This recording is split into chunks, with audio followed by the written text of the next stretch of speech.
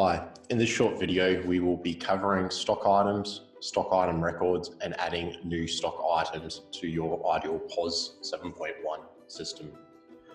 Stock items in Idealpos are linked to departments and sales categories. So before I cover stock items, we'll quickly go see what this looks like. So in file sales categories are a list of various sales categories you can configure in your Idealpos database. In a hospitality industry, this is typically food and beverage and can involve miscellaneous categories, etc. Right down to different industries. So fuel examples, you could have a fuel sales category. These sales categories are then broken down into departments. So if I go back to my file menu, sales, departments, you can view the departments configured in your database. These departments are then linked back to your sales category. So for example, breakfast, lunch, entrees, mains are all linked to the food sales categories. Coffee, soft drink, water are linked to your beverage sales category. From here, you can then link a stock item to a department, which then is indirectly linked to your sales category. Keeping your database nice and tidy in this structure will allow you to produce some very powerful reports out of your Idealpos system. So the ability to track what items are selling in a coffee department, as an example. If I now go back to File, Stock Control and Stock Items, this is the primary window where you will find all of your stock items. Stock items are products that you can essentially sell in your point of sale, and they can also include items that you do not sell or instructional based items. So, to make it without tomato, etc. The stock item window allows you to view all of your products in a very easy to read screen that you can then filter search on. So for example, if I wanted to find a frozen toy, I can come into the description search, type in frozen. You'll notice it will return any items with frozen in the description. Now I know I'm looking for a frozen toy, so I can also now go into my department field and search my toys department.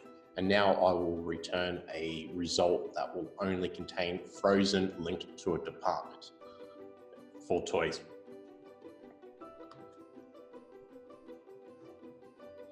So backspace out of all of this.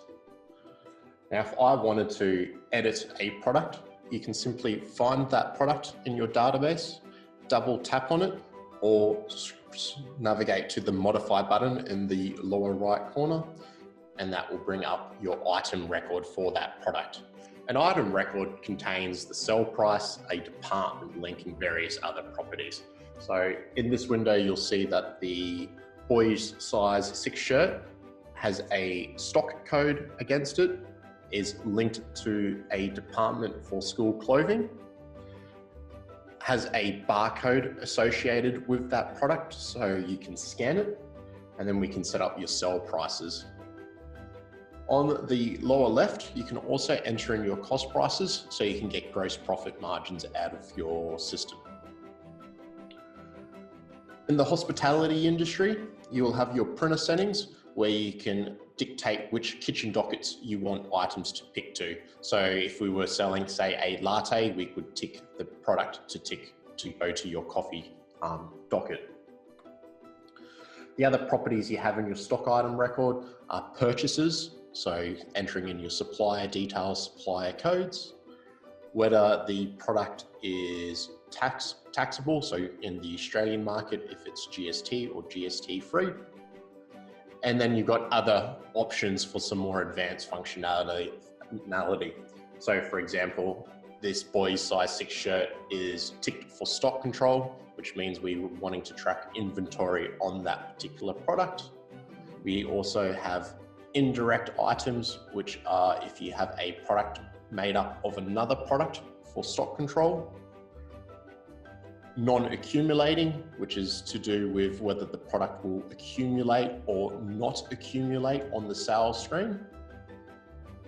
We've also got settings for scales, if you're in the fruit and vegetable shop, and various other properties. For more in-depth info on these various options, feel free to go to the Idealpos support guide on our website.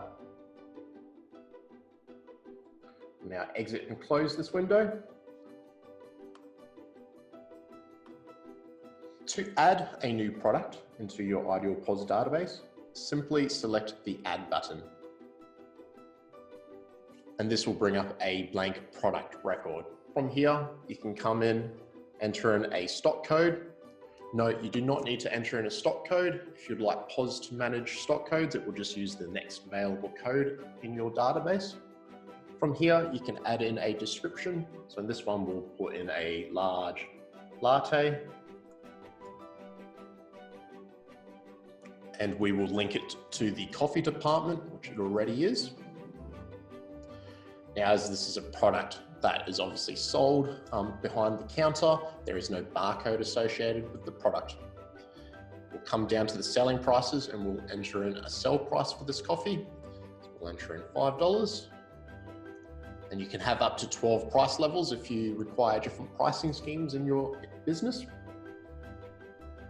We'll tick the item to print on the receipt printer, which is on by default. And we also want to make sure that we're ticked coffee so that a coffee docket is printed for the baristas. This product contains GST. I do not want to track inventory, so I'll untick stock control and we'll leave non-accumulating on. I'll go ahead and save that product. In the system, if the code is not available to use, you'll receive this prompt. Simply click OK, and Idealpos will search for the next available code number within that range that you have selected. I can now go ahead and resave this product. Now you'll see that that product is created in your stock item window.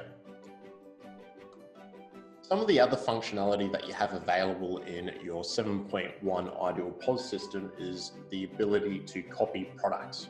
So if I wanted to create a cappuccino now of this latte, rather than creating a new product from scratch, I can simply select this copy button when I select my large latte, and it will copy the product record across.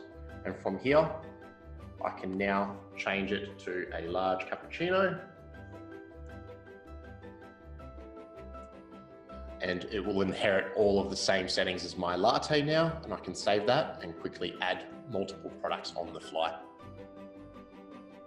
If you no longer sell a product in your database and you wish to keep your stock item database nice and tidy, simply navigate to that product. So say marshmallows, and you can now select this discontinue button in the lower right, and that will mark the product as discontinued. Discontinuing a product is a soft version of delete. It means that you have access to historic sales for that product, and if you ever wish to resell that product in the future, you can simply go to the lower left window of your stock item window, select discontinued only, and it will bring up a list of all your discontinued products in your Idealpos database.